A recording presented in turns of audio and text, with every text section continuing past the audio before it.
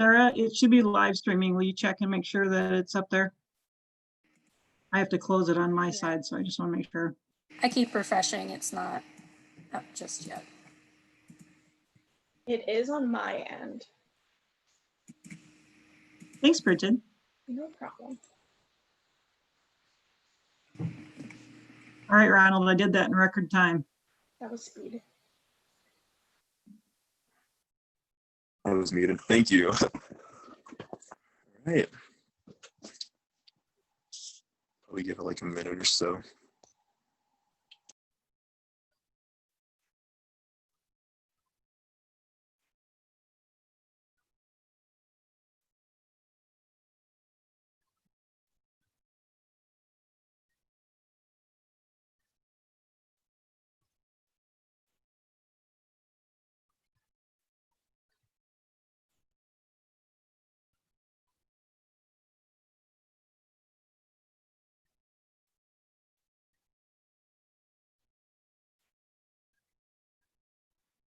Ronald, did you get all 3 of the images that I sent you?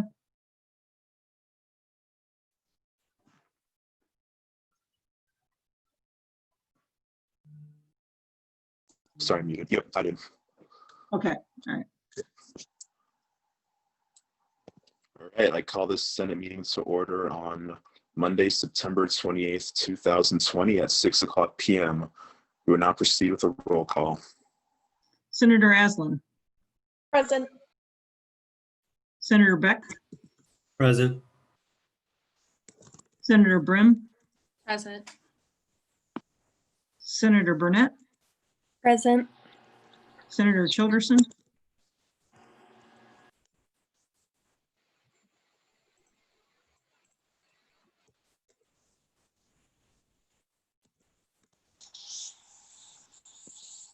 Senator Childerson.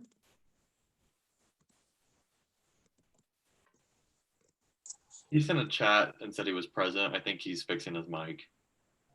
Senator Gorin. Present. Senator Hawkins. Present. Senator Ho. Present. Senator Jackson. Excused. Senator Jones. Present. Senator Krager. Present. Senator Morgan. Present. Senator Obert. Present. Senator Odell. Unexcused. Senator Perry. Present. Senator Pruitt. Present.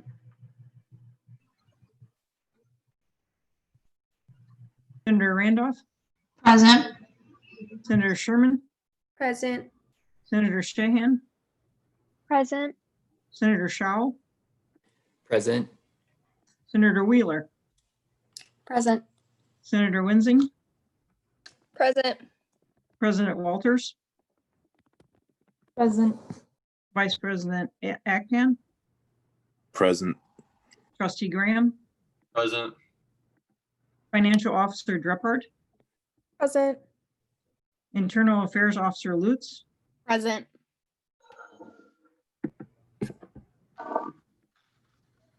External Affairs Officer Kyle. Present. Marketing Communication Officer Ballard. Present. Organization Relations Officer Akpan. Present. Student Diversity Officer McKenzie. Present. All right, thank you. Moving on to line 3 guest speakers. Our first guest speaker for the night will be Dr. Courtney Bodie, Director of Counseling Services. Thank you for coming out tonight. You will have 10 minutes to speak, and Senate is not required to respond. Thank you very much. I'll be presenting with the Health Director, Rhiann Greenwald. Where's Rhiann? Oh, hey. Hi. So we wanted to talk to you all a bit about the funding model in counseling and health services, and to create an opportunity, at least, for you to be able to ask us some questions about what you may be curious about. So Perhaps a reasonable place to start is with the way in which we're funded. We are one of many units on campus within and without of the Division of Student Affairs that relies on student fees to support the operation itself. In our particular context, that's almost exclusively salary dollars. Rhiann? The only other thing besides staff and salary dollars is that we have some consumables because we do procedures and give medications. So we're in this interesting position where, as you all know, we have a minimum wage increase that affects many of our staff. We're also in a situation where we have been told and are very likely to be told again that the fee review model that we've been using historically that assumes that we can increase the student fee by what ends up being a rather small percentage, $1 or $2 here and there, is not something that we'll be able to do. And so as a result, since we're expected not to raise a profit, right, but to be self-sustainable, and because all sorts of things increase, the amount that we need to pay people who are within or without of a unit or union, excuse me. And then the inflating cost of some of those consumables that Rhiann mentioned puts us in a position where we need to consider at least the idea of a door fee, which would be an equivalent of a copay. As you may know, Counseling and Health Services, like most departments, has an advisory board. And so in the last fiscal year, starting last fall, we were entertaining a rather long process of reviewing what our peer institutions in the state, particularly the publics, are doing. And what we found is that, one, we're very unique among health services, broadly defined, in not charging students a copay. Under almost all college and university situations, students are assessed a fee in addition to the fee that they pay for access to care in general. And part of the idea is that, especially on the medical side, one never knows when something may pop up, right? And so in the same way that we think about insurance having a premium and a deductible, or the way in which you would go to see your physician, your primary care provider, and you would be paying that premium and then you would go into the office and pay a deductible, we have proposed the same model. By and large, the cost structure is approximately $10. That doesn't cover every type of appointment, but for the majority of the appointments that we see, it would be about a $10 fee, whether you visit or you don't. We have also worked with and been in communication with the Bursar's office to be able to offer students the opportunity to put that cost on the Bursar bill such that it wouldn't need to come out of pocket.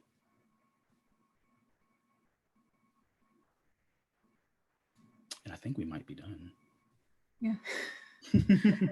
So one of the goals, one of the missions of health service is to really teach students how to access healthcare past graduation. And one of the things that you're going to find out when you do access healthcare outside of our space is that there is an expectation that you would pay a copayment, no matter whether you have an HMO, a PPO, or just a general insurance program. And as we looked at other universities, they had two fees, actually. There was the basic fee that allowed everyone access to the service, but then there was a user fee or a door fee of when you used the service, there was a small additional charge, which is this $10 fee.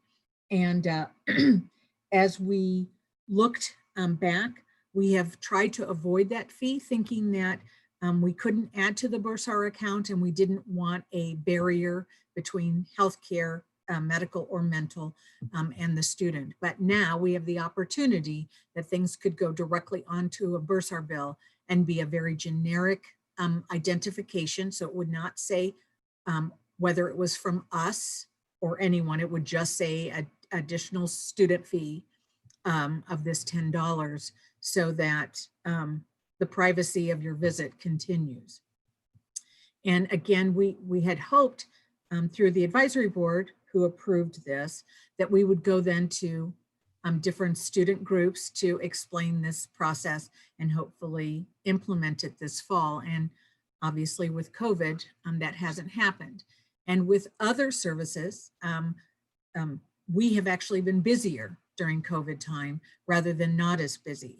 You know, there's obviously the physical illness, but there was also the mental health of our student population having to deal with quarantine, isolation, or just the lack of being able to meet in groups. And so instead of less busy, we've actually been more busy. And our staff, the health service side, has been here every day taking care of students either virtually or on ground. And we've expanded our services to now COVID testing. So to say that we've provided the same level or less service than last year really is not a very true statement. So in order to continue to be able to provide all of the services, we really need to be able to meet our financial obligations. And we believe that this user fee would help us do that. And on a final note, we noticed in counseling services as well that our total utilization rate was up from the prior year. All right, thank you both. If anyone has any questions for either Dr. Bodie or for Rianne, I will now entertain a motion to open the floor for discussion. Senator Aslan, so moved. Has been moved by Senator Aslan. Is there a second? Second, Senator Perry. Seconded by Senator Perry. The floor is now open for discussion. I have a clarifying question and then an actual question really fast. My clarifying question is this just a one-time fee that is added like at the beginning of the semester, or is this a $10 copay every single time that you utilize counseling or health services? It would be for each visit. It would be clearly a user fee. So Okay. if you were using the service, you would pay the fee. Okay. This is more so directed at Dr. Bodie. However, health services, feel free to also hop in. With the stigma of utilizing health and counseling services, especially mental health care, how do you think this will impact students who may be attending counseling for the first time with that stigma and now an added financial burden on top of that stigma? Yeah, that's a great question. I guess maybe the best way for me to answer is to sort of reflect on my experiences of being a student. So I went to St. Louis Community College, Washington University, and then UMSL for graduate school. At every stop, there were counseling services at least made available. And at every stop, there was a copay that was associated with it. And so I think for me, especially when I first came into this environment, it was a little confusing perhaps that students weren't asked to engage in the behavior, mostly because I was afraid of what would happen afterwards. I was afraid that people would get so used to being able to access high quality and with almost no wait, psychiatric services, which in the community, I mean, that's just not a thing, you know? And on the same side, we had a longer wait when I first got here than we do now. There isn't a wait. And I noticed that the ALA still hasn't written about that. But still, even at the longest, when I was working in private practice, there would be people in a line for a month trying to get in. So I think that there's a part of me that's like, it is a normative practice, and I hadn't seen it in previous institutions get in the way of people getting in there. And at that time, I wasn't, behind the scenes. I was, in the student groups and in the classroom and all that kind of stuff. And I never noticed that being the case. So I guess that's probably the best thought that I have around it, particularly keeping in mind that as an institution, we're a strong feeder for community college students. And our demographic rather mirrors that of UMSL as well. Yeah. And again, I think that's why we're very protective of what would go on a bursar bill, that it would be not directed toward our names. Basing off of my experience as a student, my undergrad institution did not charge a copay. And I think back to the friends who I literally kind of dragged kicking and screaming to counseling services when they desperately needed it. And if there was a copay, there would have been no way that they would have gone. And there would have been no way that they would have gotten help. And I'm worried that they would have dropped out. So I'm really concerned about this copay and about that impact specific. I mean, on the health side, it makes a lot of, and I don't know. I just am very concerned about the mental health side of things. I appreciate that. I guess my worry is when they leave this institution, they'll see not a $10 copay, they'll see an $85 charge for mental health service. And while we certainly would never want to charge that, I think getting into the practice, because I'm so old that I came from a time where you did just go to the doctor and you showed up. And then as they transitioned to this copay activity, there was probably a good 6 to 12 months where people were like, oh, I forgot money. And people would say, oh, okay, well, you can just pay me next time. And then there came this moment where you paid your copay before you ever went through the magic door to go to the provider. And we don't want that mentality. Oh, thanks. We don't want that mentality. We want people to assume that there is a personal responsibility to their health care, and that there is this user fee that gives you the option to access, as Dr. Bodie said, pretty high quality care. I mean, we have very many of our staff are all professionals. So they're physicians, registered nurses, a medical technologist, a pharmacist at fingertips, and along with the medical or the mental health side. So I don't want $10 to be any kind of barrier to a student. And I think if they spoke to us, everybody can't be an exception, but I think certainly there are ways around it to make sure that everyone understands they have access to us. In rebuttal to that, and then I promise I will yield my floor. I promise.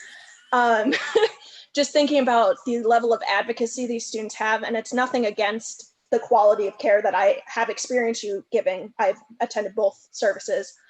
I just wonder, that's part of what makes SIUE so great, is that we don't have to pay for those services, especially considering once we graduate, we will have to pay for those services, and being able to access those services and give them a try without, specifically mental health again, without the fear of the copay is really vital. Okay, now I yield my floor, I promise. I appreciate your comments. We really do. Same here. Senator Perry. So just a comment based off what Senator Aslan just said. My previous institution, we did have a copay, and $10 is actually not as bad as my previous institution. So a question based off the copay that you guys would be receiving, would it cover the costs of all your professionals that you need if you did start charging the $10? It would not cover 100%. That basic medical benefit fee would still be necessary, because obviously a doctor costs more than $10 and a psychologist costs more than $10,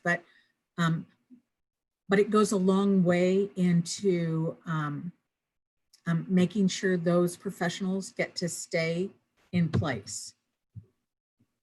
Gotcha. Okay, so a question off of that is, so it would, for sure, students would be able to charge it to their student account rather than being forced to pay it right there. Because for me, that would probably be the biggest fear, students, we never have money. So, okay, thank you. No, thank you for your question. When I was at UMSL, for example, using counseling services, it was $10 exactly, and it could be assessed to the bursar bill. And that, from my point of view, did make it accessible. Internal Affairs Officer Lutz, I just have a couple questions. So if it were to be put on the bursar bill, can you clarify, would it say counseling services? It wouldn't? Yeah, just so you all know, we have a responsibility as healthcare providers to keep what you say to us and the fact that you're receiving care confident. And so if we were to put something like that, that would actually be a bad on our part. So we like our licenses. We're not going to do that. And a follow-up question, sorry. So would we have the option to pay it upfront if we would like to not have it put on our bill? Because Absolutely. I don't normally look at the bursar bill, and I really don't want like my parents to see it. So I was just curious. Yeah, no, absolutely. There'll be options. Okay, thank you. Yes. Yeah. Diversity Officer Mackenzie. Hi. So I have a question, I guess, more for Dr. Bodie too.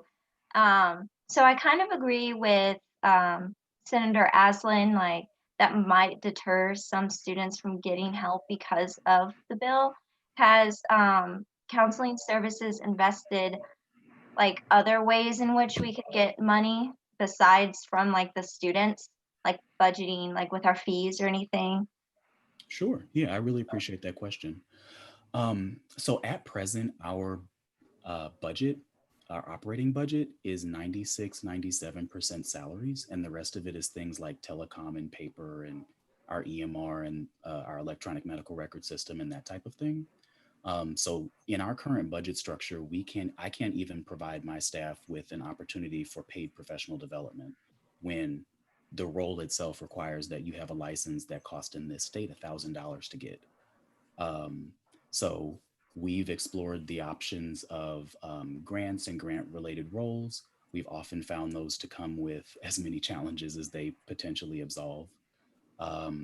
Every day we examine, every week, excuse me, we examine our numbers for utilization and ask critical questions about where we can reduce this sort of thing that compared to something like psychotherapy is maybe extraneous. So could we remove that to boost the number of sessions that are available?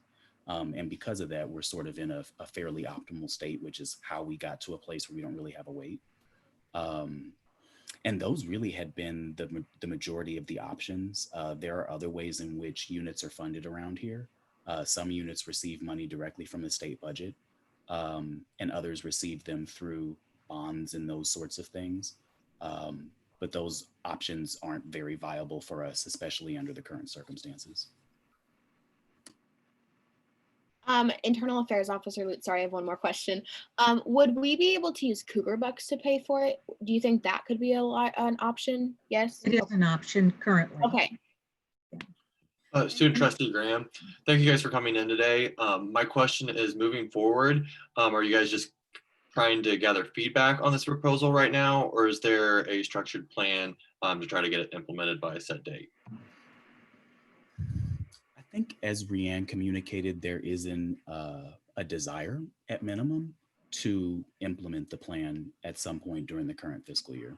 And per the conversation about the advisory board, that was the sort of working group vetting process to ensure that we were coming up with something that was appropriate, let's say.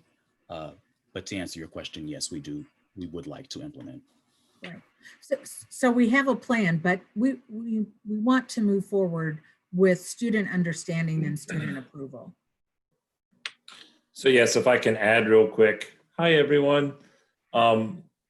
So my discussion with Chancellor Pembroke, because if we go back in time, the board decided not to increase fees, student fees. This would be a fee and would need student government support before he would take that to the President Mahoney, or not. Support or not support. So that's why Dr. Bodie and Rianne are here to kind of present this to you. We were going to do it, I think, back in March, and life happened for all of us much differently. And then we had to think about how we would move forward. So that's why they're here. And you all post this discussion privately need to decide whether to support. Rianne and Dr. and Courtney, do they have the spreadsheet proposal? I'm not sure. I'm sure we can get that for them. I think one of the things that, even before Dr. Bodie got here to SIU Edwardsville, we put together a document for the Chancellor's Council and the Extended Council about having every student insured. We are the only state institution in Illinois that does not mandate our students have medical insurance. And so sometimes it's extremely difficult to manage the level of care that some students require, because if they went outside of our system, it would be astronomical. And so we're seeing some students many, many times more than we used to. We're seeing students for more than just that urgent care issue. And so consequently, we've tried to put in a more robust system for students to be seen here. But again, that's personnel and that's a cost. And so without an increase in fees, we don't really want to give up anything. And the only way not to give it up is to, again, look at the people using the service and adding a small door fee to them. On that note, I'll add that we've modified roles in counseling services to provide direct social support around these particular concerns to try and help mitigate some of the effects of not having insurance, but it is insufficient. And it can put students in a position where their out-of-pocket cost can be higher for multiple iterations than they might be if they could go somewhere and to a specialist, for example. Senator Sherman, have you asked the students utilizing your services how they feel about this? As someone who doesn't use this service, I feel like I wouldn't know how that would affect students. Like, you know, I work a job, but I feel like if I were utilizing this and I had to make, you know, if I came 3 times a week, I'd have to work 3 more hours to get this service that I've been relying on. So have you asked them how they feel about that? Well, most students don't use our service 3 times a week. You know, again, we are episodic care. So yes, we have seen some students that have a thyroid issue or the beginning of hypertension, you know, that beginning phase before they're sent to a specialist. But for the majority of the students, there's and we did a quick review last year, so we would need to do it again this year, but we were seeing a single student sometimes 3 to 5 times in the year in the fall and spring semester. Student athletes, sometimes we see them more, you know, if they get hurt or a concussion, but again, most of the people, it's about $30 to $50 total additional charge throughout the year. Thank you for your question as well. On the counseling side, individual therapy, as you might imagine, is the most frequently used type of care. And we see people biweekly, and so that would be $20 a month. Senator Wheeler, I'm sorry to draw out this discussion. I just have a lot of like potential questions and concerns about this, and I don't know, I feel like I would like to not figure out a better way, but like, I don't know, have a little bit more dialogue out for this, like outside of this. But personally, I'm fortunate to have the insurance through my hometown hospital, and I receive mental health services myself for free because of my like great insurance. I'm very blessed to have that. But as far as illness goes, I know that personally my freshman year, I did utilize health services a lot because my health just went down the drain. And I needed healthcare, like, and lab tests and prescriptions and stuff for some illness. And the reason I utilized health services was because I was already paying for it in my student fees. And so like, I feel like I would have like chose not to do that and gone home to my hometown and use my insurance there if I was going to be paying co-pays every time. on top of like the laboratory test I was receiving because I had to get some blood testing and stuff. And then pay for prescriptions on top of it. So like it probably would have been cheaper for me, like when this is going to be implemented, for me to go home, if that makes sense. So like basically what I'm saying personally, the only reason I use health services other than it being like readily available, and I was like living in the campus area, was because I was already covering the costs like in my student fees and bills, if that makes sense. But I also agree with Senator Aslan that this could be a barrier to a lot of people. I'm just throwing that out there. Yeah, I appreciate that. I guess my question is, and maybe you were covered under your parents' insurance, I don't know, but you know, when you take into the cost of what insurance is, and then you add the copay, a lot of times it wouldn't be cheaper, I think, than us. Currently, we have lab tests that are $10 compared to $110 if it got sent out. And so we really don't want to make money. We want to cover our costs, and that's what we're trying to do. But I think I would really appreciate if you could send us your questions that we could think about, because we want to make sure that we're doing this in the best interest of everyone. You know, able to continue the level of professional staff that we have, in the same token without making a barrier. And I also like totally agree with like doing something to cover the cost of that professional care, because it is really great in my experience. I've had a lot of it, unfortunately. Like health services has gone above and beyond, and the providers there have been quite amazing.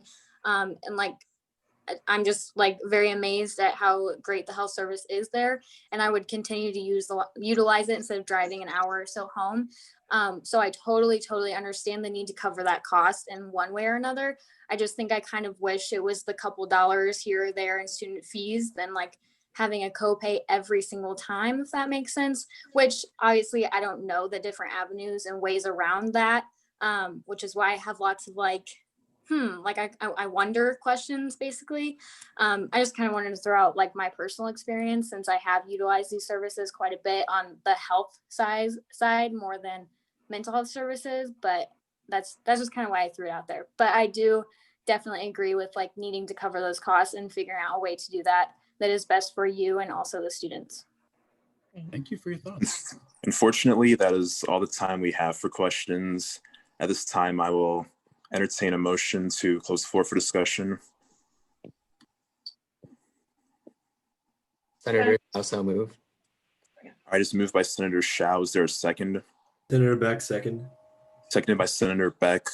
Thank you both for coming out today. And I know we didn't get through all the questions, so if anyone else has any questions, feel free to reach out to Dr. Bodie or Rianne via email, please. All right, and thank you both for coming out today. Thank you. You will. Our next guest speaker for the night will be Jamie Ball. She is the Director of Title IX Coordination. Thank you for coming out today, Jamie. You'll have 10 minutes to speak, and the Senate is not required to respond.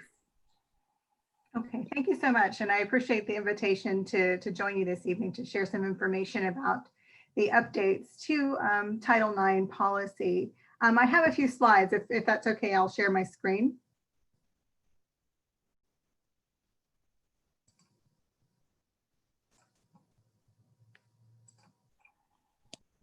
Okay, so most of you, I'm presuming, are familiar with the basic ideas around Title IX, but just a quick history lesson. Title IX is a federal law that has its origins back in the 1970s, and it's originally associated with developing an approach to ensuring equity, gender-based equity in educational programs. And so the first kind of manifestation of that was in athletics.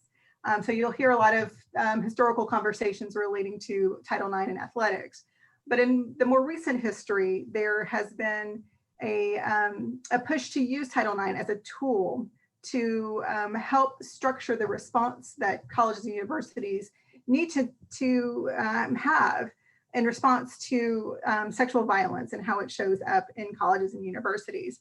As you may remember from when you were tiny kids, Vice President Biden was actually one of the people who led the charge about 10 years ago when he was vice president to start to shape a conversation around how Title IX could be used to help, like I said, structure the tools and develop some expectations about how Title IX could be used to help colleges and universities be more intentional and complete in the way that they respond to sexual violence.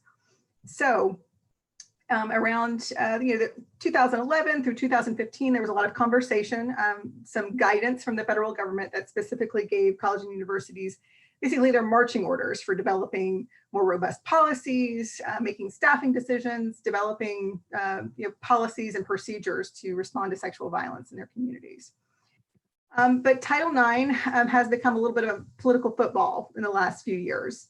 In response to the guidance that came out of the Obama era administration, which was thought by some to be too victim oriented, I guess, was maybe the criticism.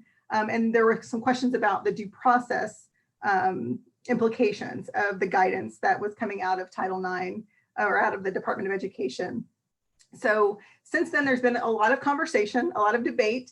And since we have a new, well, not new anymore, but as of 2016, change in leadership at the federal government, the Department of Education decided to take Title IX on and develop some new regulations that have the force and effect of law. Previously, the guidance was not technically codified as law, but the new regulations are in fact, they're laws. So what are these laws that have been enacted?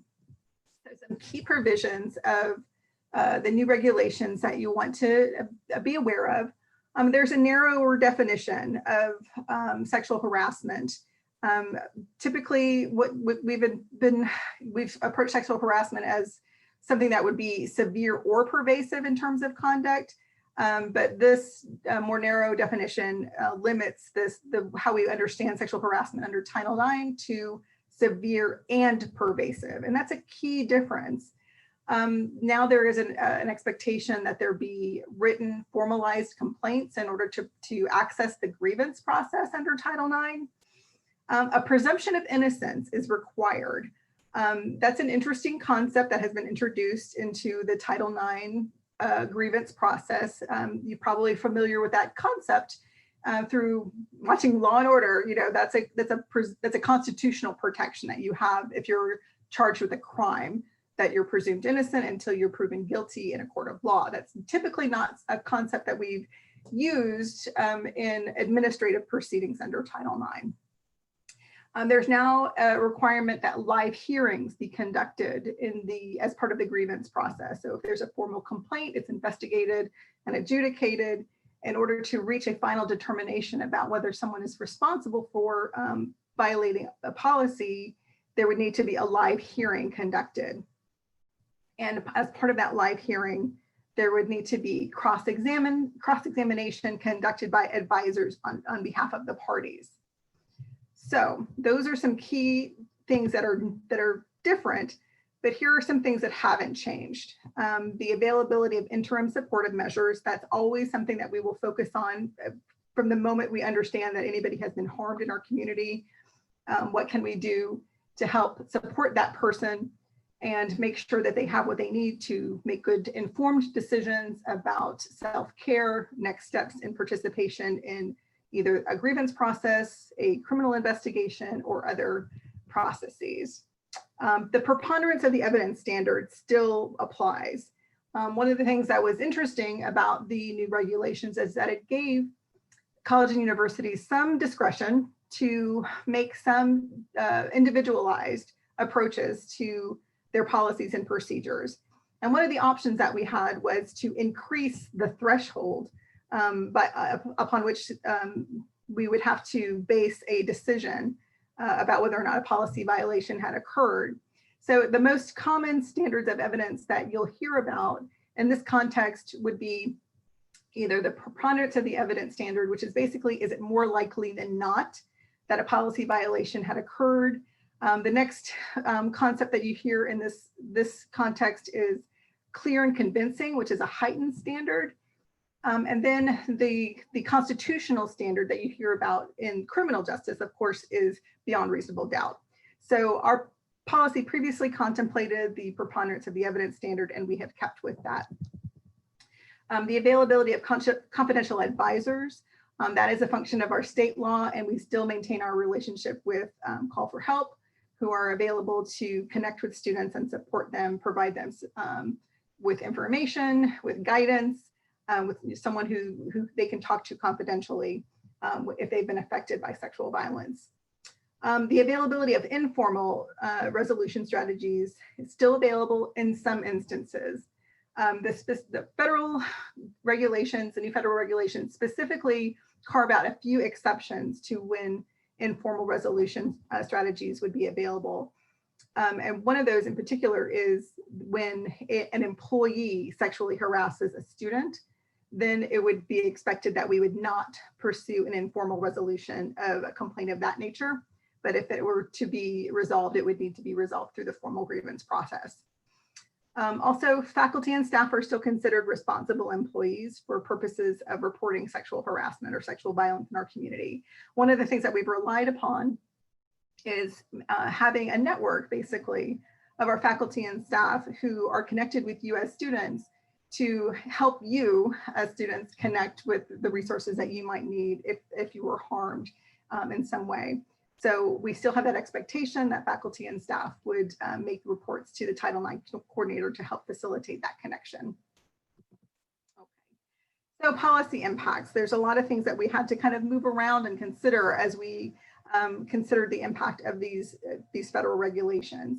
SIUE now has a specific Title IX policy that reflects the requirements of the new regulation. So the grievance process for Title IX is now under a specific Title IX policy. But interestingly, the Title IX regulations did not apply retroactively. So we still maintained our sexual assault, sexual misconduct, relationship violence policy and procedures for any incident that occurred before August 14th of this year. So sometimes there is some time between when an incident occurs and when it's reported.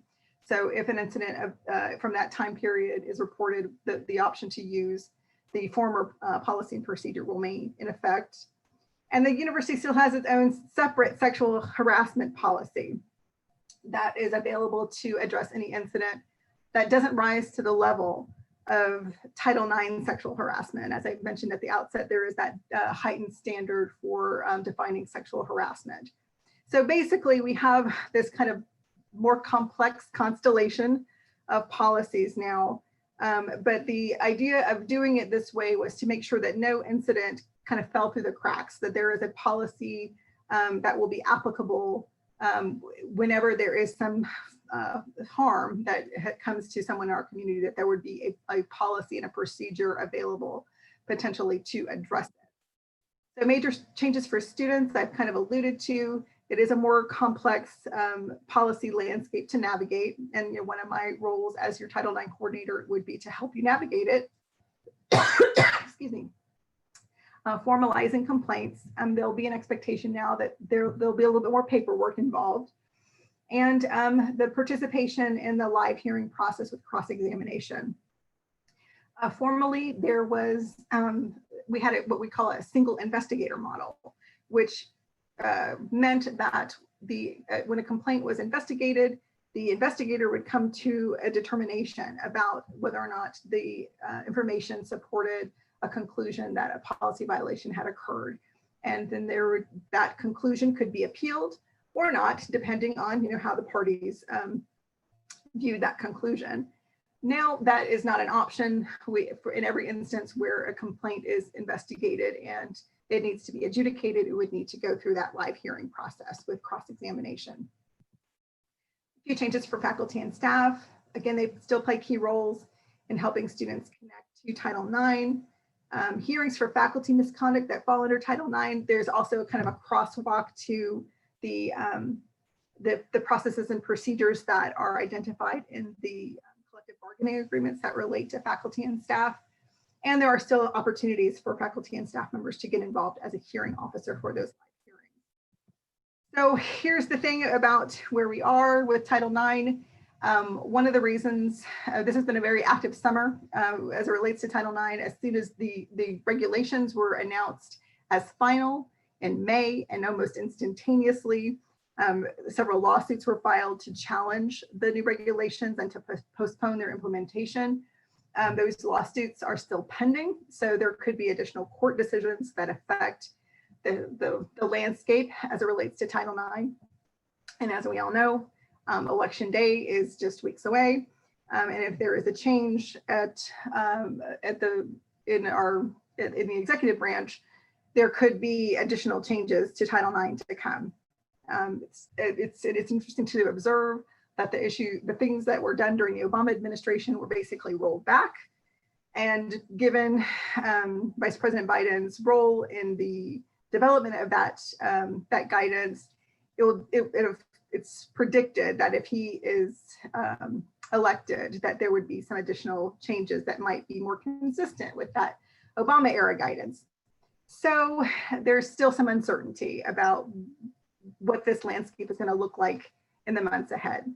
So that's probably enough to get you started with your questions. And so I'll just let it conclude there, and I'd like to entertain your questions at this point. All right, thank you, Jamie. If anyone has any questions, I will now entertain a motion to open the floor for discussion. Senator Aslan, so moved. Moved by Senator Aslan. Is there a second? Second, Senator Perry. Seconded by Senator Perry. The floor is now open for discussion. Senator Aslan, thank you for coming, Jamie. I really appreciate it. I was just wondering, it sounds like this new processes is going to be pretty traumatic for victims of sexual violence, unfortunately. Is there any any plans in place to further support the victims, or is it just what was presented? Yeah, I mean, that's such an important thing to bring up because one of the things that I used to say with some confidence is that doing everything that we need to do to take good care of students and doing everything that we need to do to comply with the law usually is a Venn diagram that looks like a circle. But now it's, in my opinion, and I know that this opinion may be a little controversial, but yeah, I mean, I think it is not perfectly trauma informed, so we've got a little problem here. I mean, I think one of the things that I'm committed to doing is bolstering our relationship with Call for Help to make sure that they are, better informed and supported in understanding how they can help students who are trying to navigate this process, because it is a challenging one, and also thinking more expansively and about the interim measures that we contemplate when a student is facing this kind of situation. Of course, some of the things that we'll typically be doing is helping students to connect to counseling services. So it's timely that Dr. Bodie and Rhiannon were here tonight too. And also, making sure that they have what they need to stay on track academically, and connecting with all other resources that may be appropriate for them to consider in moving forward. So I think I'm personally committed to trying to double down on all of those efforts and making sure that they're as robust as they can be, because yeah, the prospect of participating in a live hearing with cross-examination, I think, is one of the big changes that a lot of folks are nervous about, and it's understandable.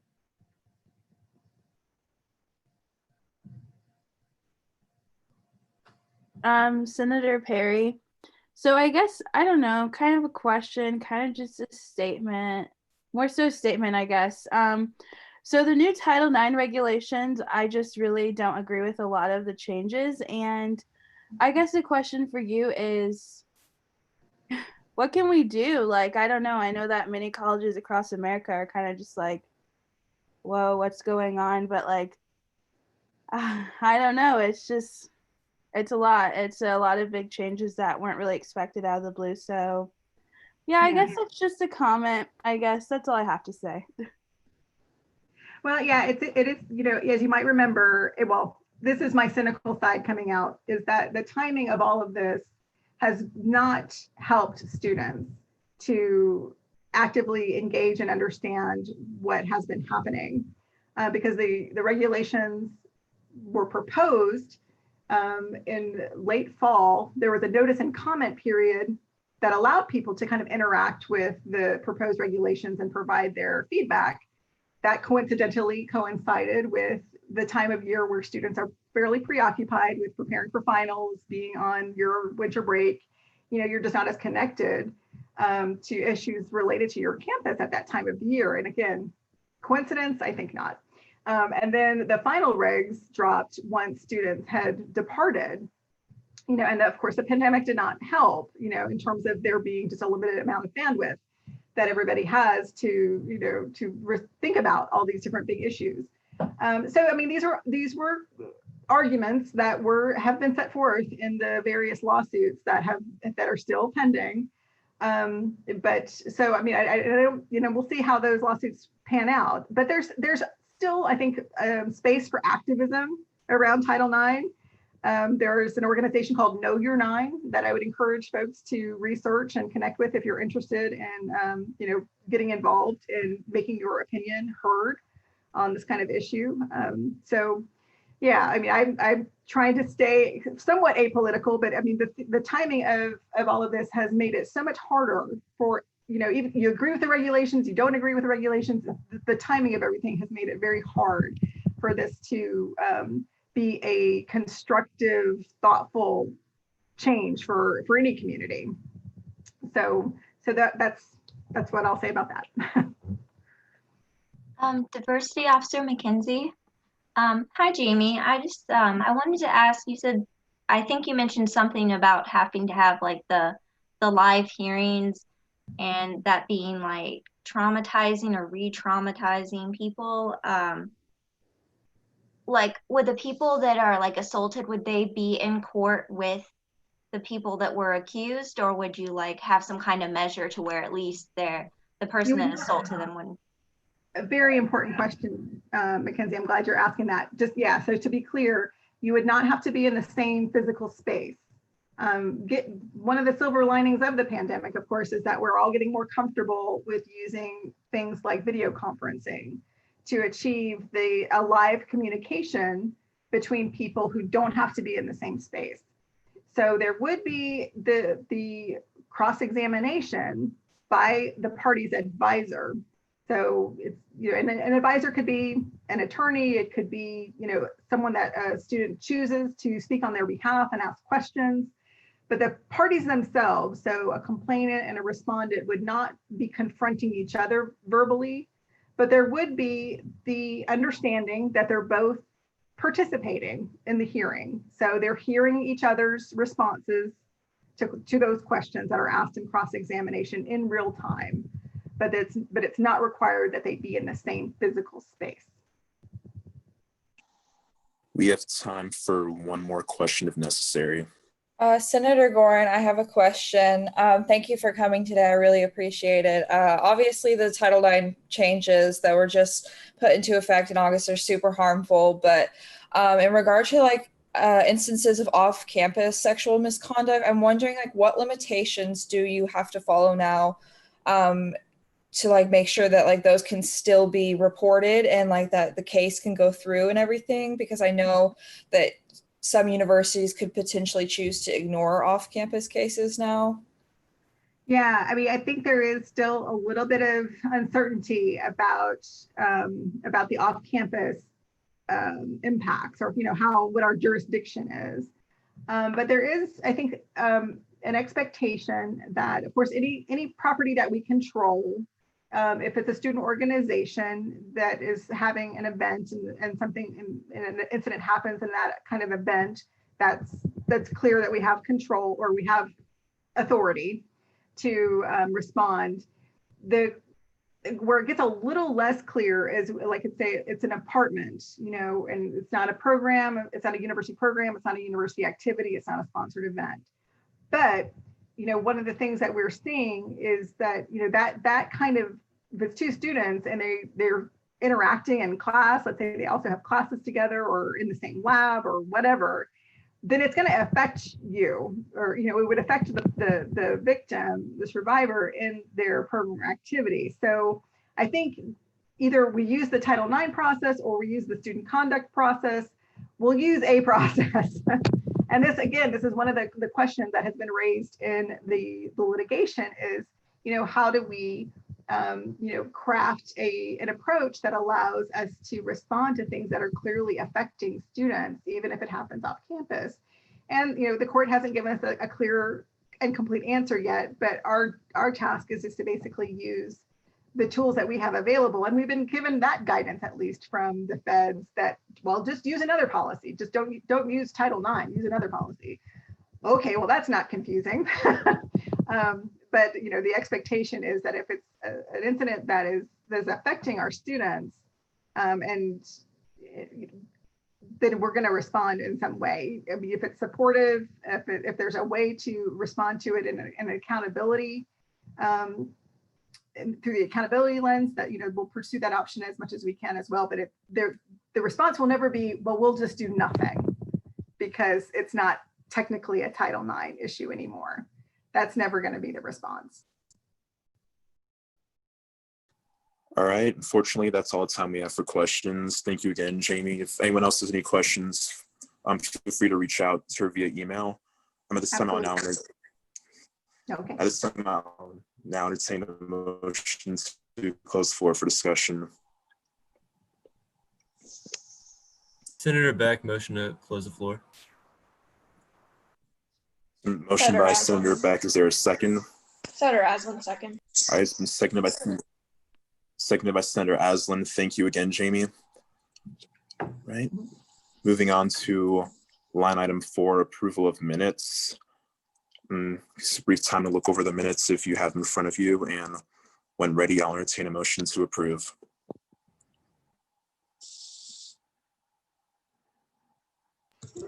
Senator Aslan, so moved. Moved by Senator Aslan. Is there a second? Senator Shahan, second. Seconded by Senator Shahan. We will now proceed with a roll call vote. Senator Aslan. Aye. Senator Beck. Aye. Senator Brim. Aye. Senator Burnett. Aye. Senator Childerson. Aye. Senator Gorin. Aye. Senator Hawkins. Aye. Senator Ho. Aye. Senator Jackson. Oh, not here. Senator Jones. Aye. Senator Krager. Aye. Senator Morgan. Aye. Senator Obert. Aye. Senator Odell. Aye. Senator Perry. Aye. Senator Pruitt. Aye. Senator Randolph. Aye. Senator Shahan. Aye. Senator Wheeler. Aye. Senator Winsing. Aye. All right, moving on to line item 5, additions to agenda. Seeing none, I'll move on to line item 6, old business, letter A, COVID-19 updates, and I'll hand it over to SIUE COVID coordinator, Mike Schultz.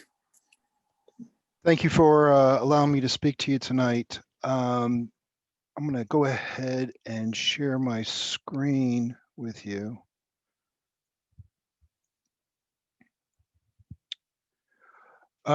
So I thought I'd start off by showing you what's being reported by Madison County Health Department. And as you could see that we had 70 new confirmed cases yesterday, bring us up a total of 5,716.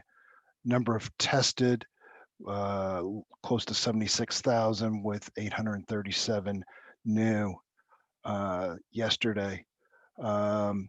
With a positivity rate of 8.36. And that's looking a whole lot better than it did week and a half ago, where it was in double digits. So it has come down with some of the changes that the governor has put in place in the area.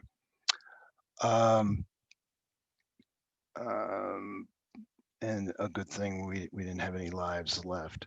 But the reason I wanted to start off with this is when you get down into it a little bit deeper, and we break it down by zip code, you could see that Edwardsville had 19 new cases.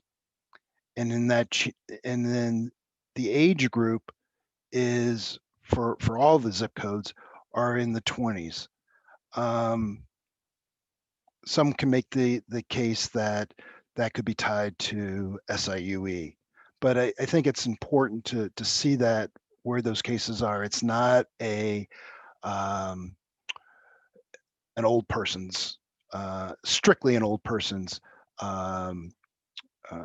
pandemic, and those younger ages are being affected.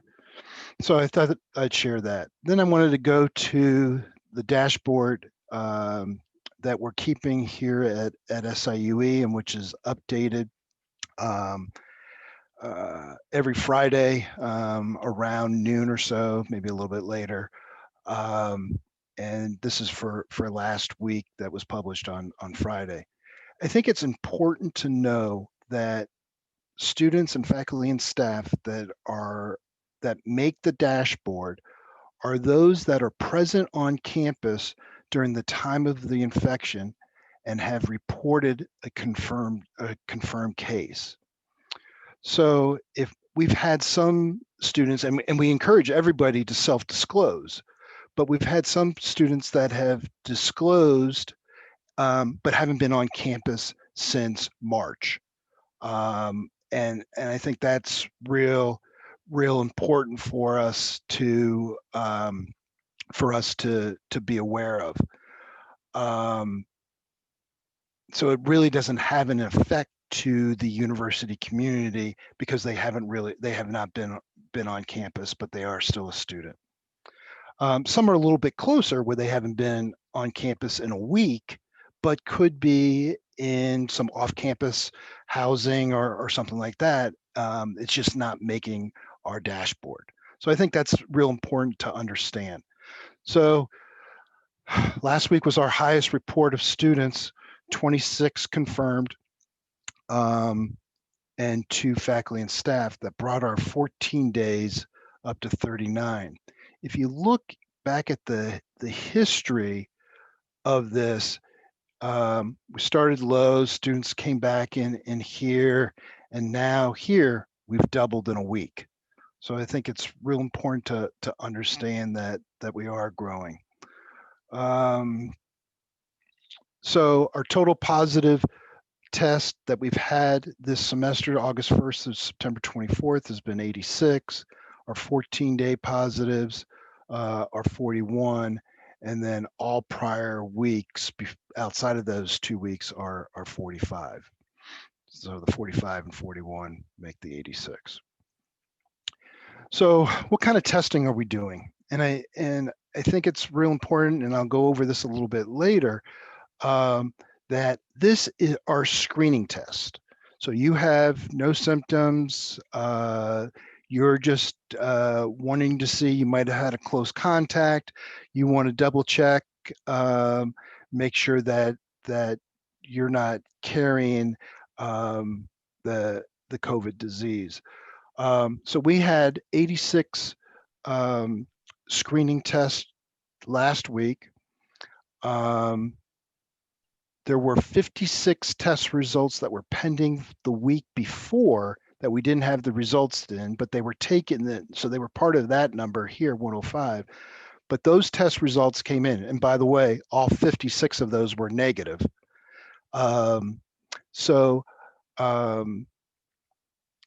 We had 0 positives, 113 negatives. And out of those 86, we have 29 that are still pending. And those results should be into by the latest tomorrow morning. I think most of them are in this morning. So you can see one of the things that you'll see that this number went down this week.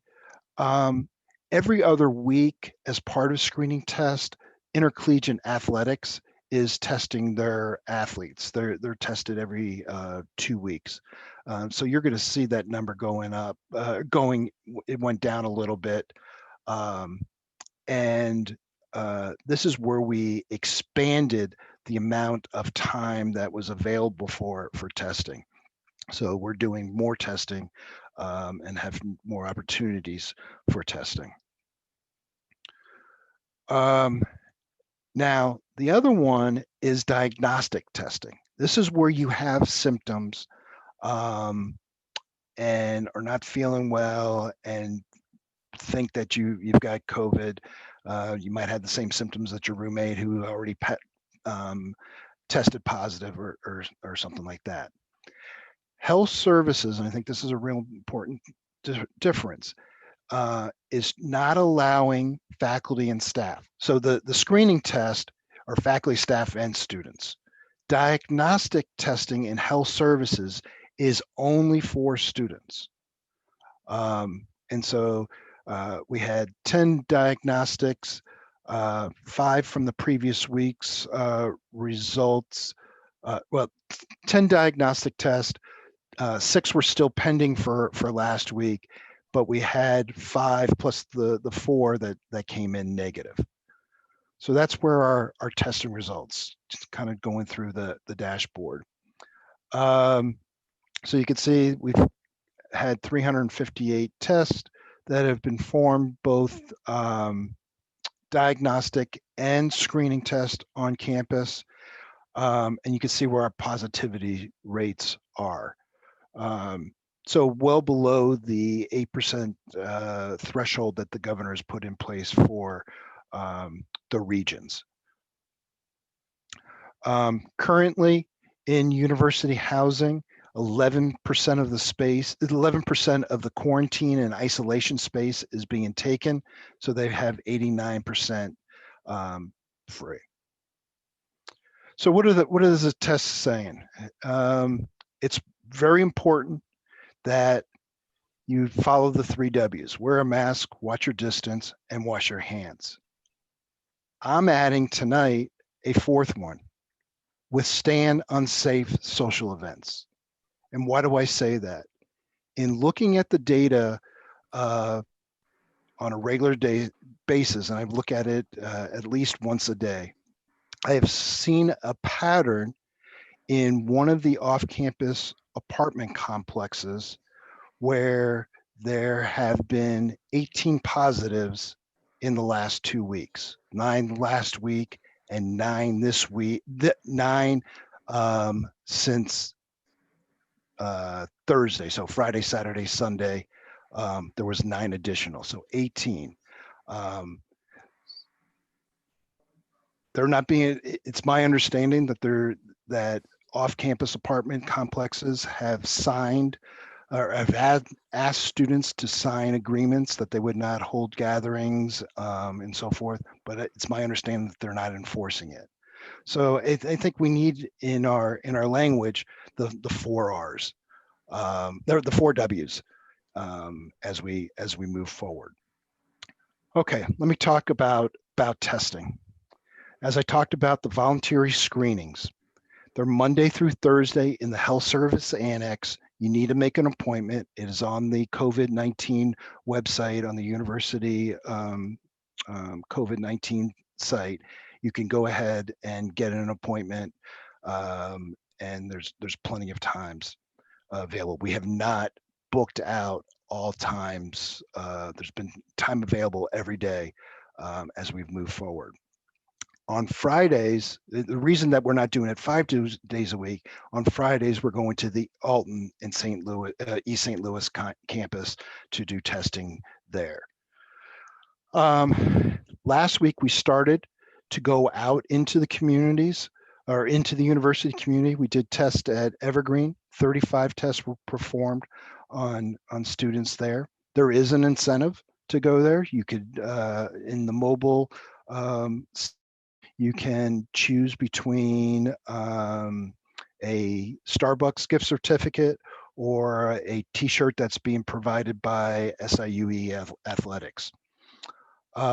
This week, we'll be testing from I think it's 1:30 to 3, or 1 to 2:30. There's been announcements that have been sent out to those communities.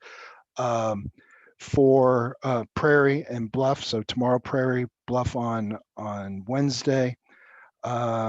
Next week we'll be in Woodland and Cougar Village, and then we're going to move out into some of the academic spaces, and we'll be in Science East right now on October 13th.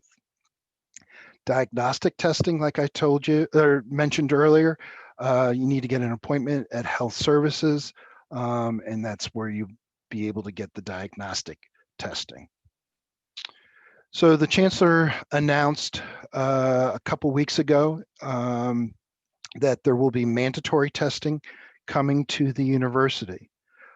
Senator Perry will be representing this body on that committee, and our first meeting is this Thursday.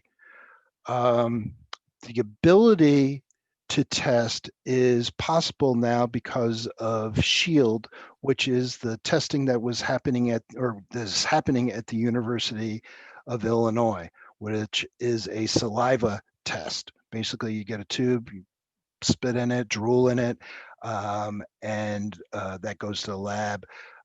From the time the lab gets it, we're supposed to get it back, or everybody's supposed to get those results back within 4 to 6 hours. The plan right now, and SHIELD is opening up labs throughout the state. The first remote lab that's outside of Champaign-Urbana will be in Springfield, and it's scheduled to be open for university use in early November. What we're hoping to do is do a pilot, voluntarily a pilot in November, so that we could get all the kinks out of the system, so that the technology's working. We know the procedures, we've done the training, and so forth. In January, we would go to mandatory testing, looking at that. Everyone has a test, faculty, staff, and students have a test before we get into the classrooms. And so we'll work through those details in the committee meetings that we have. And then for the remainder of spring semester, continuing with some type of interval of a testing plan, still to be decided, and that's what the plan is that we're trying to work towards. With that, I figure I leave enough time for questions and go from there.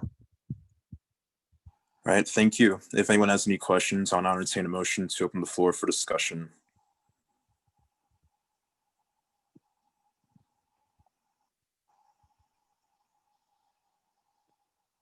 Senator Aslan, so moved. Moved by Senator Aslan. Is there a second? Second, Senator Perry. Seconded by Senator Perry. Floor is now open for discussion. Senator Aslan, thank you again for coming and giving us this update.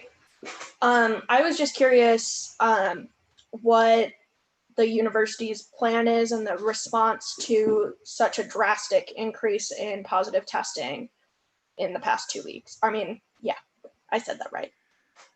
Yeah, I think it's real important. I know that Dr. Waple has made contact with that off-campus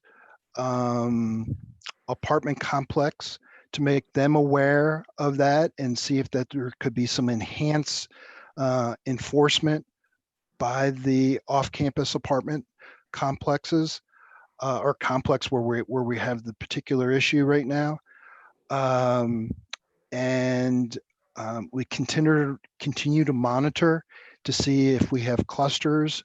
And there is another group, another committee that's working on a triggers and mitigations to figure out when we trigger off a certain increase or level, what will that mitigation be? So there's a group that's getting very close to finishing that document.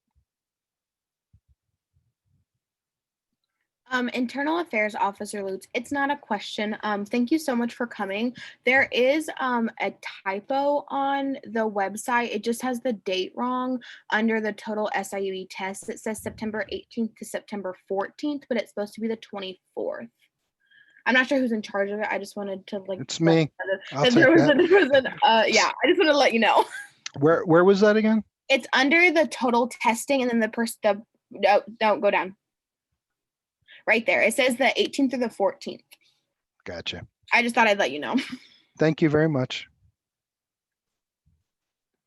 Got dropped down by an A. Senator Tillerson. Is my mic? Yeah. So I'm sure you've answered this question a billion times at this point, and maybe even answered it today and I just missed it. But what are the key differences between a screening test and a diagnostic test? Diagnostics is that you have some type of symptoms. Okay, but it's the same test no matter what. Yes, the exact same test, just one has symptoms, one doesn't. Okay, awesome. Thank you.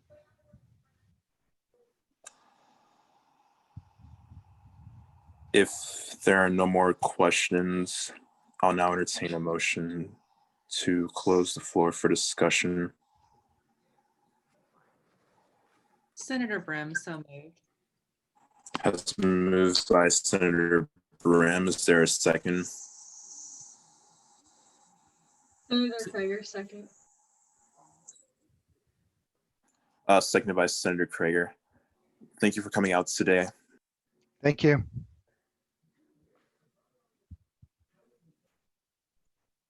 Moving on to line item 7, new business, letter A, virtual conference requests, line 1, and I'll hand it over to Financial Officer. So I'm bringing a funding request for a virtual conference for Chi Epsilon, which is the Civil Engineering Honor Society. They're asking for funding for their 2020 National Convention, which will be October 21st through the 24th. They're requesting $200 per member, which would be 2 members total, so $400 total for that request. The conference will be virtual, which makes it cheaper to send members this year because typically they have travel involved in that expense as well. So this would be the first time that organization would be able to send 2 members, which would be a cool opportunity. They'll be sending their president, and that she'll be the voting delegate. And then they're also hoping to send a younger member who would get like the experience of the convention firsthand, and then also like get opportunities to like learn about how the organization works from that aspect. The conference has their district caucuses, competitions, informational and general sessions, networking opportunities, a career fair, a lot of other things as well. And then also in that registration fee, like they get a welcome gift with that. With this, the finance board informally voted to approve this request. However, we did not have enough voting members to approve it formally. All right, if anyone has any questions, I'll entertain a motion, open the floor for discussion.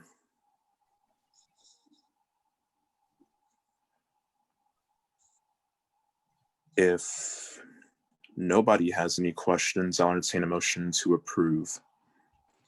Senator Aslan, so moved. Moved by Senator Aslan. Is there a second? Senator Shahan, second.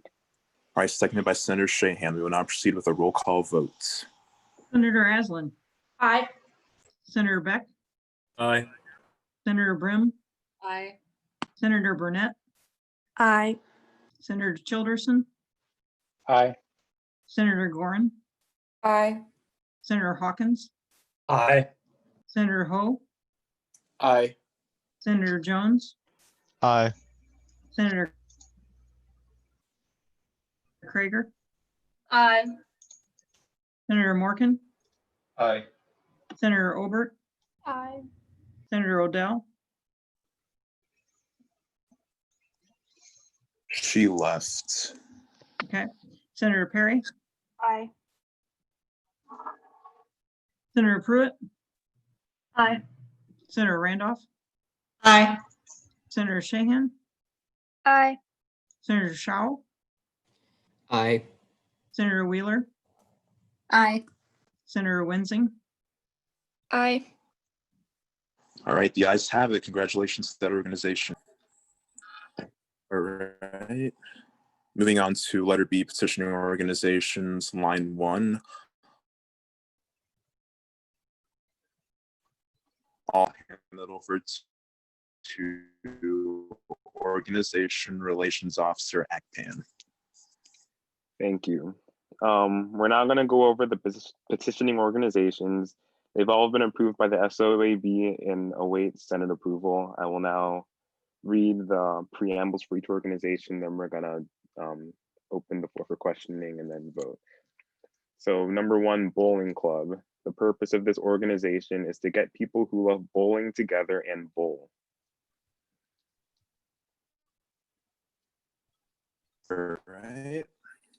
If anyone has any questions, we will announce an motion on the floor for discussion. If to approve. Clarifying question, because you keep cutting out. Are we just voting on the voting preamble? Is that what we're discussing? This is you're voting to approve the organization. I just read. Bowling. We're doing each individually. Okay, thank you, Robin. Yeah, just bowling. Oh.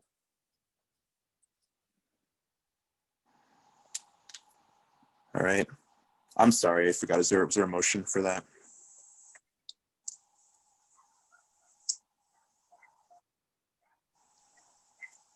Motion to approve. Senator moved. Oh, sorry. Senator Shahan, so moved. It was Senator Shahan. Is there a second? Senator Beck, second. Second by Senator Beck. We will now proceed with the roll call vote. Senator Aslan? Aye. Senator Beck? Aye. Senator Brim? Aye. Senator Burnett? Aye. Senator Childerson? Aye. Senator Gorin? Aye. Senator Hawkins? Aye. Senator Ho? Aye. Senator Jones? Aye. Senator Krager? Aye. Senator Morgan? Aye. Senator Obert? Aye. Senator Perry? Aye. Senator Pruitt? Aye. Senator Randolph? Aye. Senator Shahan? Aye. Senator Shao? Aye. Senator Wheeler? Aye. Senator Winsing? Aye. All right, the ayes have it. Congratulations to the bowling club. Now move on to line 2. I'll hand that back over to Organization Relations Officer ACPAN. Thank you. Line 2 is Delta Tau Delta, the preamble.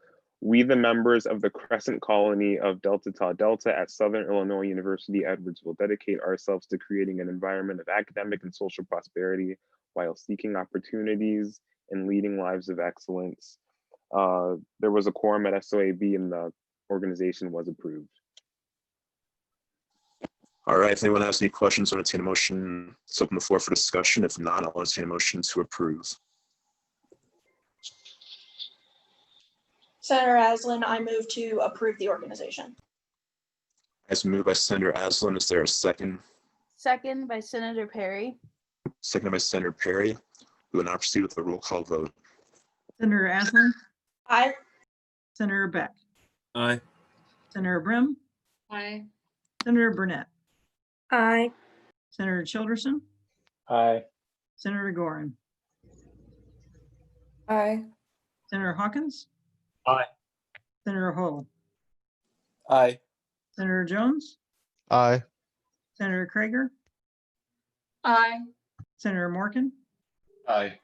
Senator Obert? Aye. Senator Perry? Aye. Senator Perry? I said aye. Sorry. Oh, Senator Pruitt? Aye. Senator Randolph? Aye. Senator Shahan? Aye. Senator Shao? Aye. Senator Wheeler? Aye. Senator Winsing? Aye. Right, the ayes have. Congrats to Delta Tau Delta. Moving on to line 3. Number 3 is HOSA. It is a pre-health organization. preamble is the purpose of this organization is to develop leadership and technical HOSA skill competencies through a program of education, collaboration, experience, motivation, awareness, and recognition, which is an integral part of the health science education instructional program. The local HOSA chapter of SIUE will work to create a more engaged and informed student population at SIUE.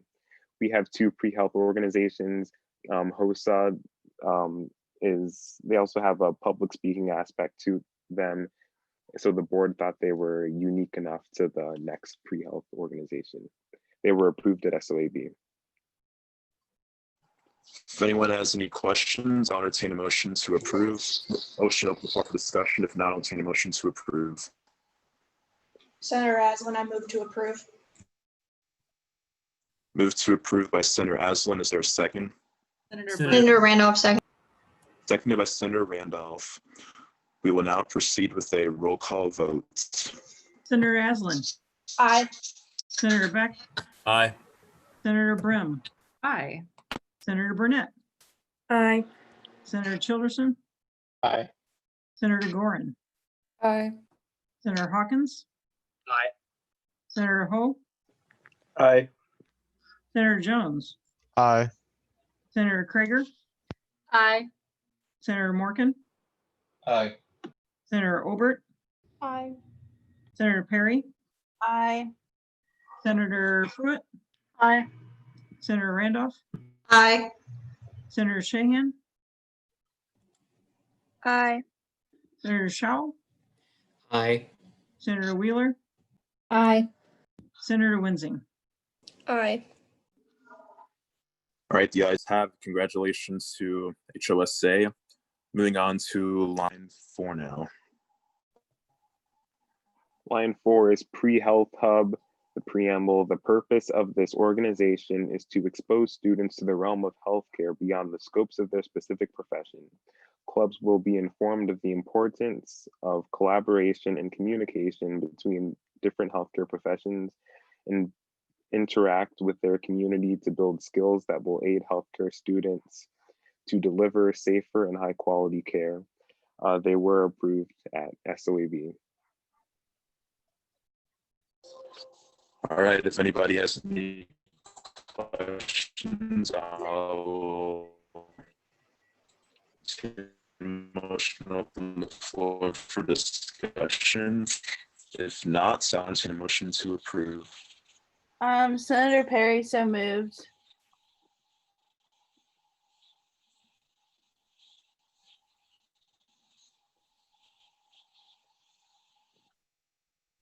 Senator Shahan, second.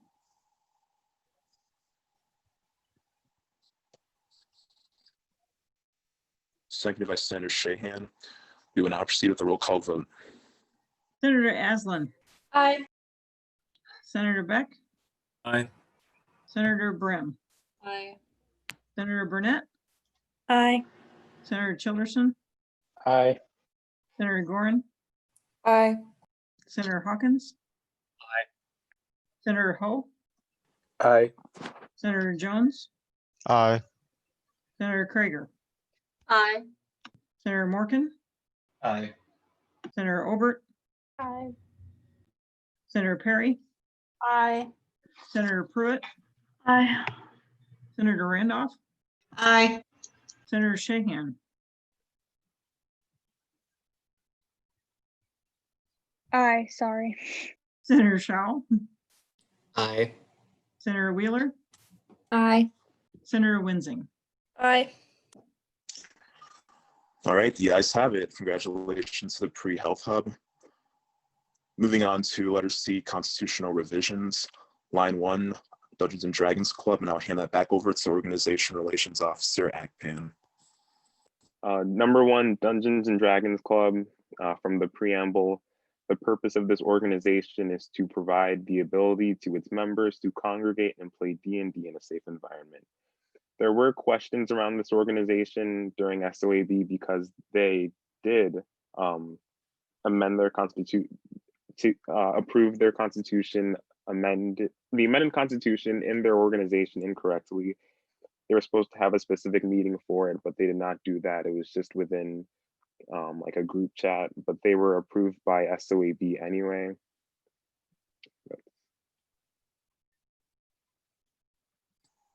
All right, if anyone has any questions, I'll entertain a motion to open the floor for discussion. Senator Aslan, I have some questions I'd like to open the floor. So All right, moved by Senator Aslan. Is there a second? Senator Beck, second. Seconded by Senator Beck. The floor is now open for discussion. Senator Aslan, do we have a representative from the Dungeons and Dragons Club here at this meeting? I invited him. I'm gonna check the participants and see if he's here. Okay. Excuse me.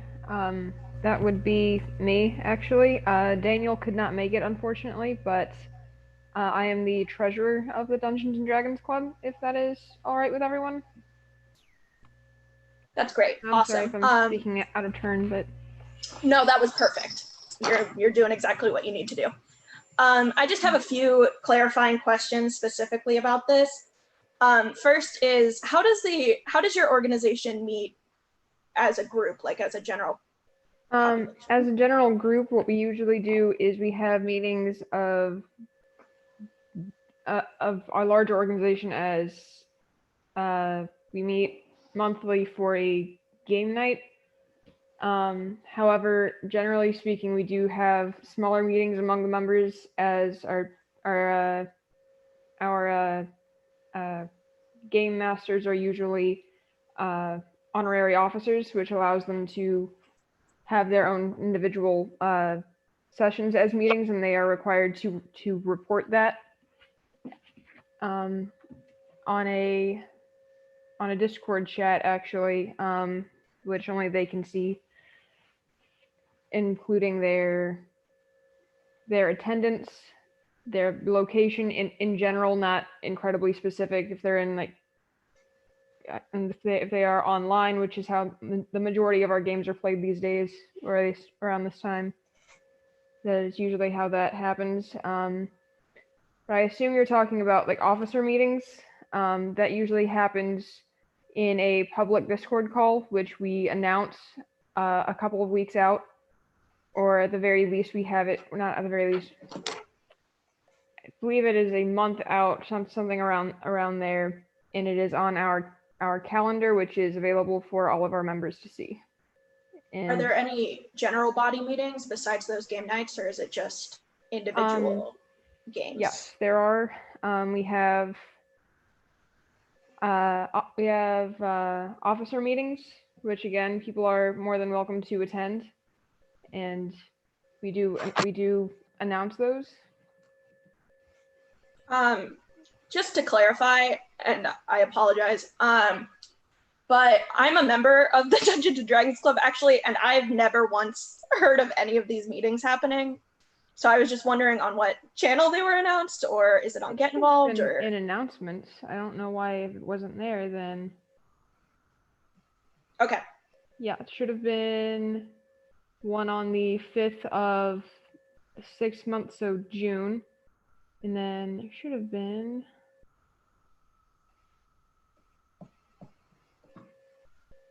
and I could just be missing something, but all I'm seeing is the Learn to DM event and then the game night event. I'm not seeing like announcements for officer meetings. I'm just concerned about the transparency of the club before we approve this Constitution amendment, because as a general body member, I have no idea about what's going on in this club, specifically with this constitutional amendment. Reading it for student government was the first time I'd heard of it, and I consider myself pretty active. So I'm just concerned about the transparency of the club. Yes, and I absolutely do understand that.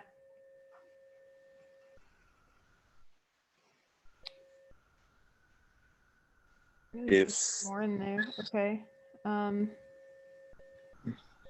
Not to put you on the spot, I apologize that I'm kind of grilling you right now. That's not my intent. Senator Wheeler, thank you for bringing this to my attention, actually. I need to be more on top of this, it seems.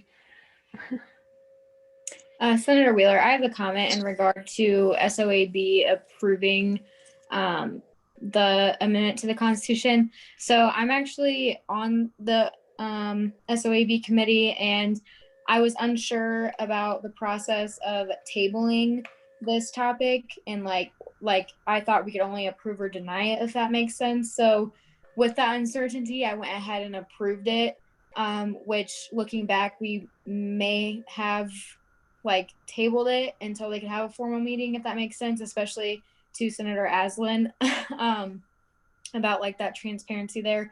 So I just wanted to throw that out there. I put that in my Senate report, but I just wanted to throw it out there. So if you guys have more questions, I would definitely encourage you asking them, but I just wanted to clarify that whole confusion with the not having a formal meeting.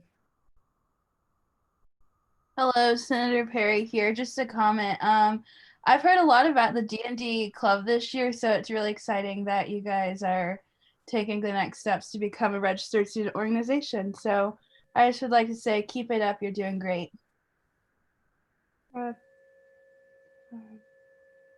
Thank you. If there are no more questions, I'll entertain a motion to close the floor for discussion. Senator Beck, so moved. Moved by Senator Beck. Is there a second? Second. Senator Randolph, second. Seconded by Senator Randolph. We will now proceed with a roll call vote. Senator Aslan, Abstain. Senator Beck, Aye. Senator Brim, Aye. Senator Burnett, Nay. Senator Childerson, Aye. Senator Hawkins, Aye. Senator Ho, Aye. Senator Jones, Aye. Senator Krager, Aye. Senator Morgan, Aye. Senator Obert, Aye. Senator Perry, Aye. Senator Pruitt, Aye. Senator Randolph, Aye. Senator Shahan, Aye. Senator Shaw, Aye. Senator Wheeler, Nay. Senator Winsing. Aye. All right, the ayes have it. Congratulations. All right, moving on to line 2, Gay Straight Alliance. I'll hand that back over to Organization Relations Officer Akpan.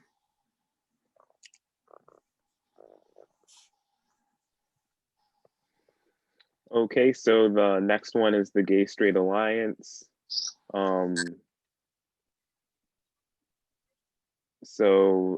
They made, hold up. I'm gonna start by reading the preamble, which is just allow LGBTQ students to meet in an organized setting to share feelings, concerns, and experiences that are unique to the community, to further awareness of the SIUE campus, on the SIUE campus, of its LGBTQ community. And one moment. I have a folder for the changes, but it's not. I was locked out of my email for a bit, so it's a little buried. But they just made some changes relating to like, I just need 1 second.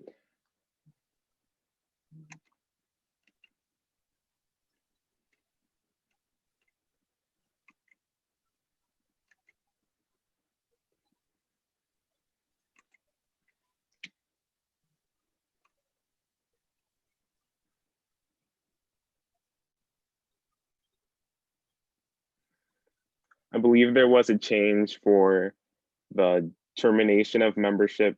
The GPA was changed. I think it was 2.5 before, now it's 2.0. There were just tweaks within the Constitution. I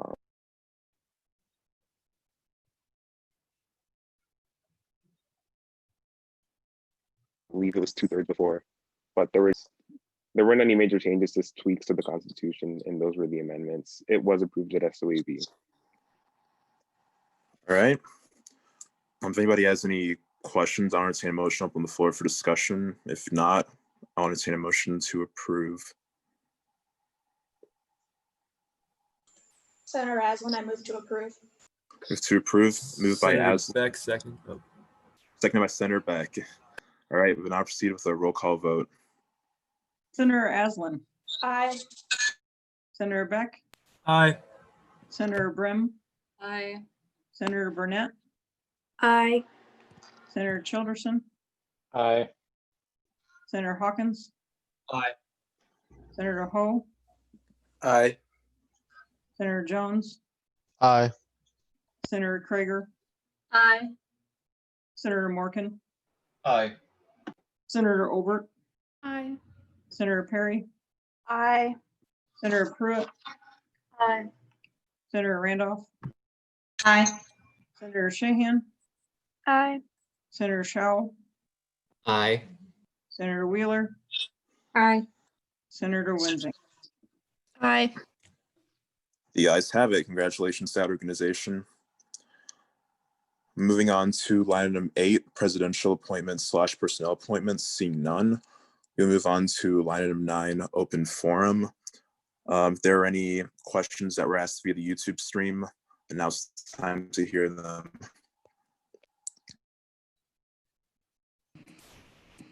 There are currently none. All right, then we will be moving on to line item 10, Senate reports. Senator Aslan, My report is in the packet. I've been attending graduate council and university planning and budget council meetings pretty regularly. And that's about it. Senator Beck, My report is in the packet. I have a meeting coming up with the Dean of the School of Business, Dee Schoenecker, next week. And that's about it. Senator Brim, I attended curriculum council after the last meeting, and then I met with Senator Odell and we discussed some common goals and plan to meet with our dean soon. Senator Burnett, My report is in the packet, and I have attended finance board since the last meeting, and we have another meeting coming up this week.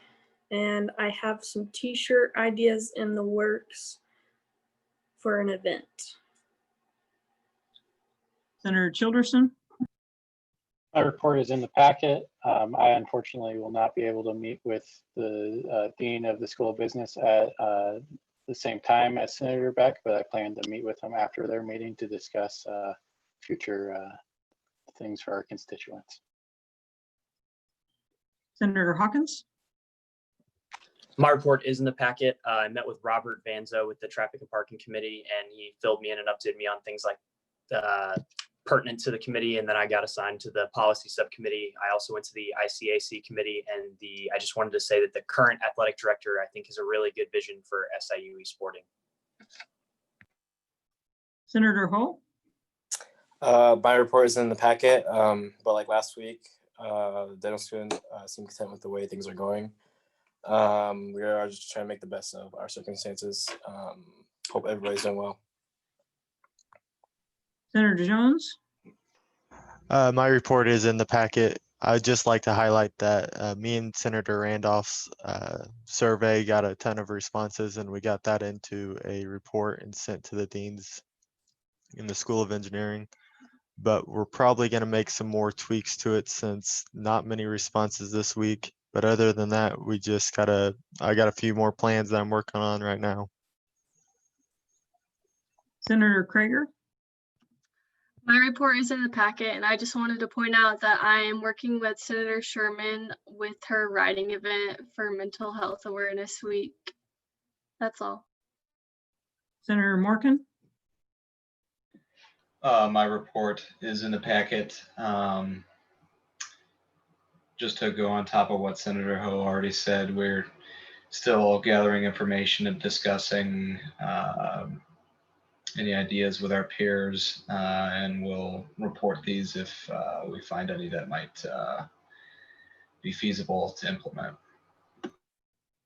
Senator Obert, My report is in the packet, and I recently attended the Curriculum Council meeting, and advising appointments can be made via Zoom right now.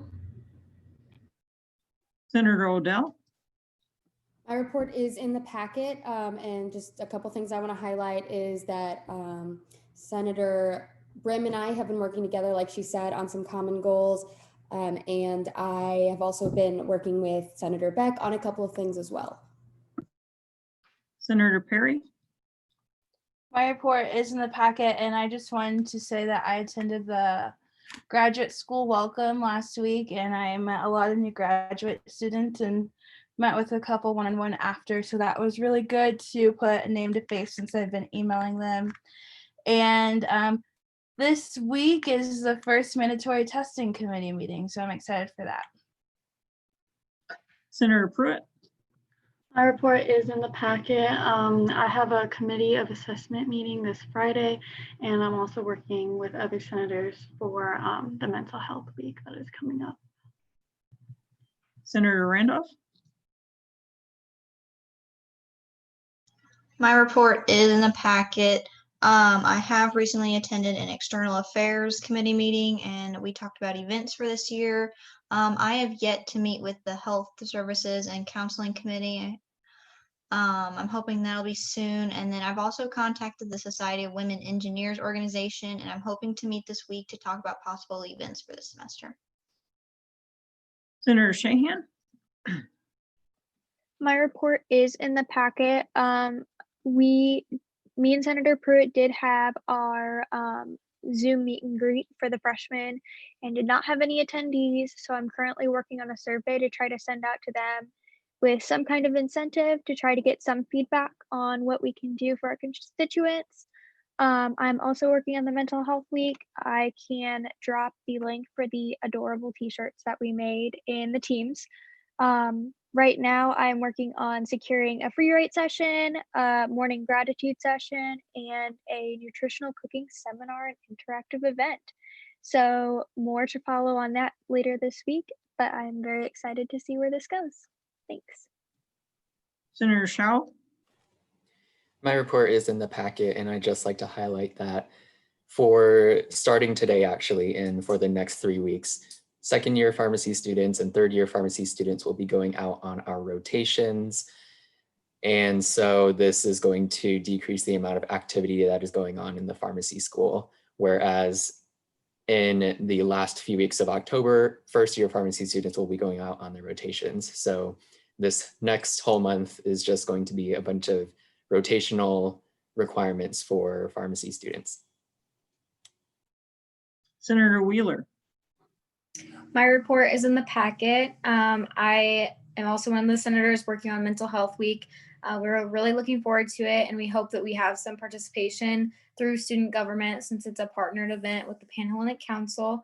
There are lots of options for Zoom events and everything, and nothing is in person, so it's accessible to students who are remote off campus and in the Edwardsville area, which is really important to us to get these students involved.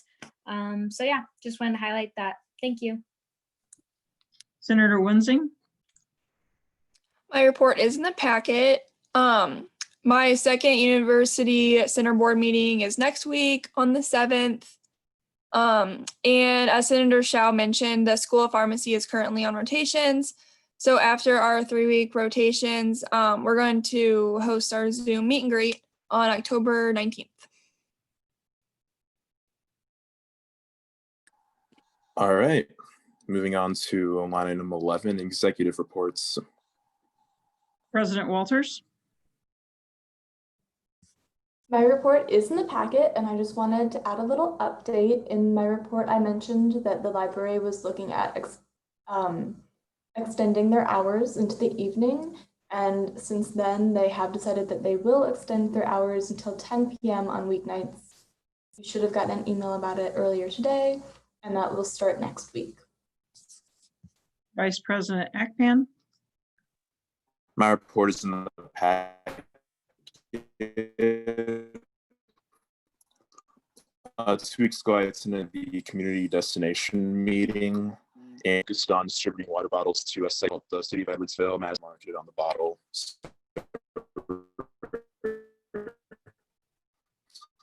Yeah, planning on getting that as soon as possible. Trustee Graham? My report is in the packet, and I just want to highlight that at the last Board of Trustees meeting, we approved the appointment of Dr. Morris Taylor to be our new Vice Chancellor of Administration here at SIUE, and his first day starts this Thursday, October 1st, so congrats to him. Financial Officer Dreppert? My report is in the packet. I've been working on preparing the finance presentation for solo, and we'll have another finance board coming up. And we still have room on the board, so if you're interested or know somebody that's interested, you should have them apply. Internal Affairs Officer Lutz? My report made it in the packet, thanks to Robin. But I just want to highlight that I know a couple of you are having problems with your committee chairs reaching out to you. So I'm going to put a post in Teams once the problem is fixed, and just comment on that, what committee you're on, and if they haven't reached out to you, so that I can try to get in contact with them again. And I am also sorry if I did not respond to your email earlier last week. I was out of the office, but that's all I have. External Affairs Officer Kyle? My report is in the packet.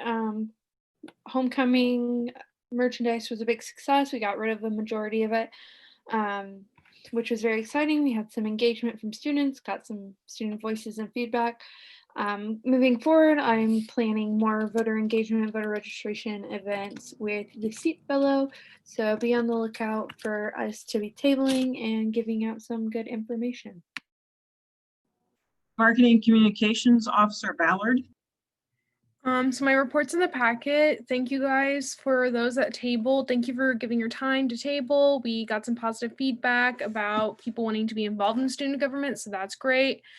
And I plan on trying to get rid of more of the excess merchandise we have. So I'm going to try to set up some more tabling opportunities. And I'm also working on doing some graphics for the mental health week that we have planned. That's all I have. Organization Relations Officer Akpan? My report is in the packet. Our next SOAB meeting is happening this Friday, the 2nd at 12:30. Our last meeting had a lot of organizations that petitioned last semester, so that's why today was kind of heavy, but for next week we're expecting 2 new organizations and 2 who want to amend their constitutions. Student Diversity Officer Mackenzie? So last week I attended the first University Diversity Council meeting, and there we discussed SIUE's diversity and inclusion strategic plan and how they can incorporate that into organizations on campus.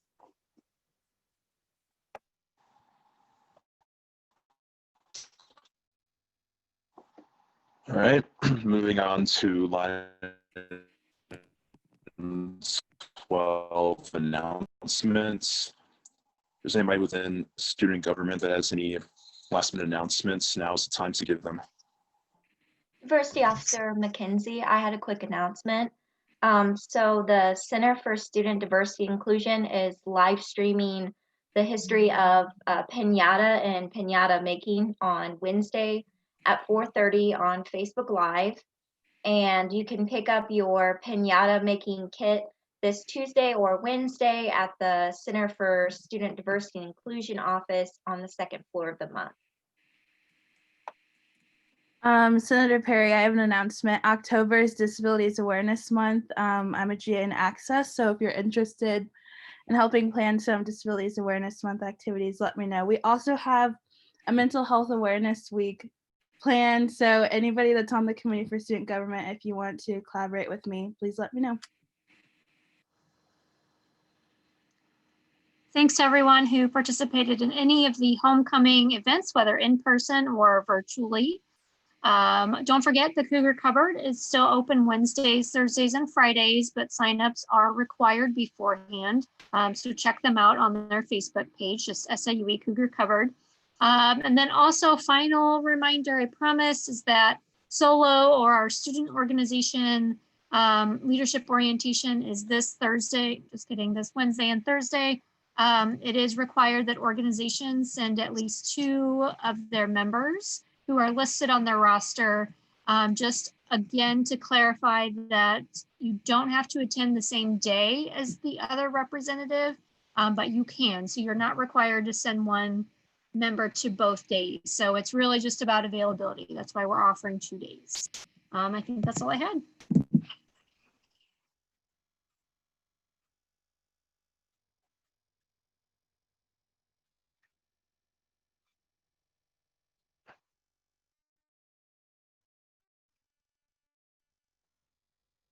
All right, last call for announcements.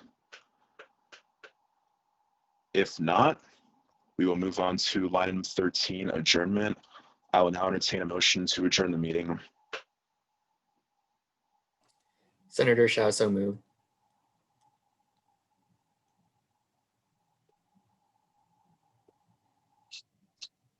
Moved by Senator Shao. All right, I adjourn the Senate meeting at 7:53 p.m.